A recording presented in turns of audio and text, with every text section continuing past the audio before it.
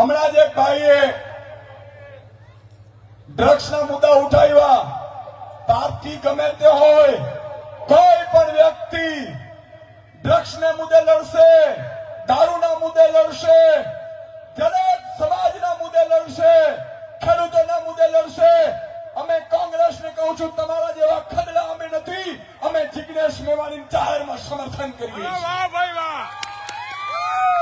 જે દિવસે આમ આદમી પાર્ટીએ ખેડૂતોએ બોટાદમાં ગયા હતા, બોટાદમાં કરદા બંધ કરાવ્યા, અમારા રાજુ કરપડા, પ્રવીણ રામ, પિયુષ પરમાર, રાજુ બોરકતરિયા જેલમાં ગયા ને, ત્યારે આજ કોંગ્રેસીઓ ત્યાં જઈને તાળીઓ પાડતા હતા. એવા નફા તમે નથી. વાહ ભાઈ વાહ. આ કોંગ્રેસીઓને કહેવા માંગુ છું કે અમે જિગ્નેશ મેવાણીની સાથે, એના મુદ્દાઓની સાથે ઈશુદાન ગઢવી નાખી આમ આદમી પાર્ટીનું સમર્થન છે. અમે રાજનીતિ શુદ્ધ કરવા નીકળ્યા છીએ. ભાજપના ઈશારે ચાલની રાજનીતિ નથી જોતી.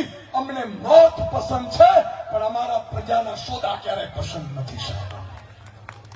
આવી રીતે હોય. તમને યાદ છે કે નથી ભાઈ?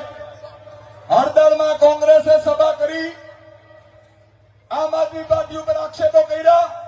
જે લોકો જેલમાં ગયા છે મિત્રો, જેલમાં દિવાળી કરી છે આ નફત નેતાઓ કોંગ્રેસના, જે ભાજપના ઈશારે ચાલે છે, એ લોકોએ આમ આદમી પાર્ટી ખેડૂતો ઉપર આરોપ મૂક્યા. જે ખેડૂતો સાહેબ જેલમાં ગયા છે.